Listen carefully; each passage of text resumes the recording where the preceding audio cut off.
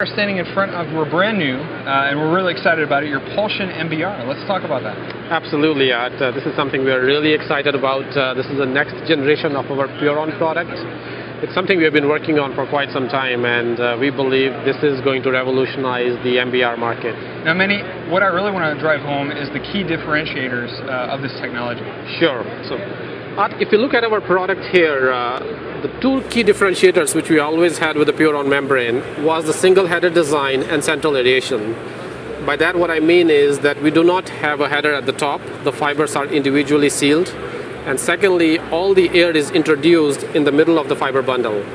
So central aeration and single header design was always part of the Puron product. What we did was took that as a base and built upon that differentiator with the PULSION product.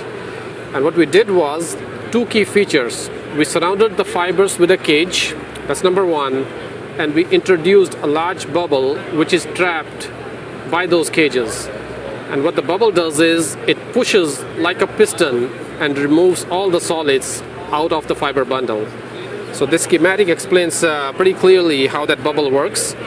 Every few seconds that bubble is introduced and pushes all the solids out of those cages, thereby cleaning the membrane, and which allows us to sustain a much higher fluxes. Great, Manny.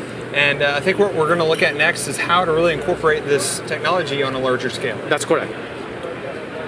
And now we're standing in front of the full-scale PULSION MBR. Now, Manning, let's talk about how this can be incorporated on a larger scale. Sure, absolutely. Art, what we see here is the full-scale dimensions of a real-life PULSION MBR.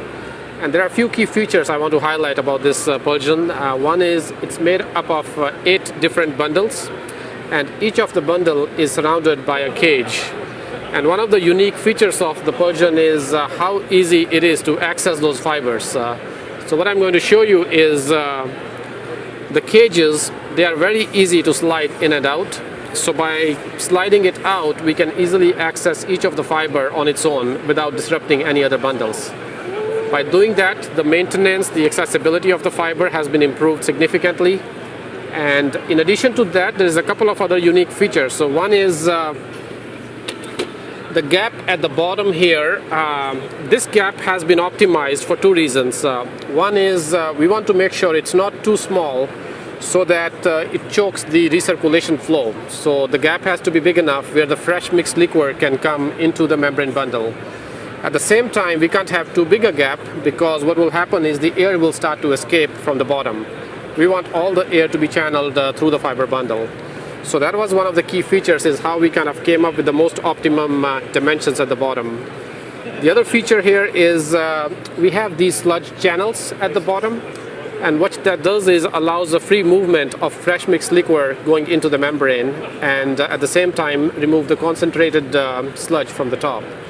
So a lot of these features went into play, and in the end, we have been testing this product for more than almost a year now, and the performances we are seeing is simply amazing so far. Sure, and there's no doubt that there's a variety of many benefits to this technology. Let's discuss the value to end users and customers. Absolutely. I think what this all means is two big savings for the customers. One of them is the energy cost, which is one of the main drivers for any MBR technology right now.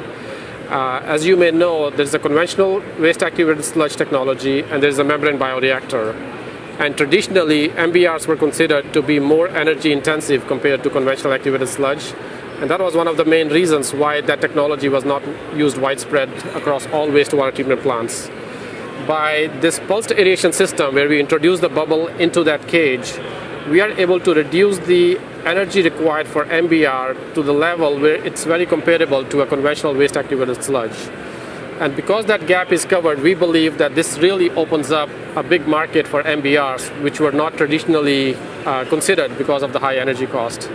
So in terms of savings, this has about 40% savings compared to the previous generation in terms of the aeration rates. There is savings of the footprint, so this one has a 25% less footprint compared to the previous product that we have been using. And one of the ways we have achieved the footprint saving is the whole module right now has a 1900 meter square surface area, whereas the previous generation had 1800 meters square. So that, combined with the higher fluxes we are able to sustain, That makes up the 25% savings in the footprint. In addition to these two savings, customer also sees the value from a simplified system design. I think there's a lot of complexity around the peripheries or the wraparound of the module, which has been simplified with this product.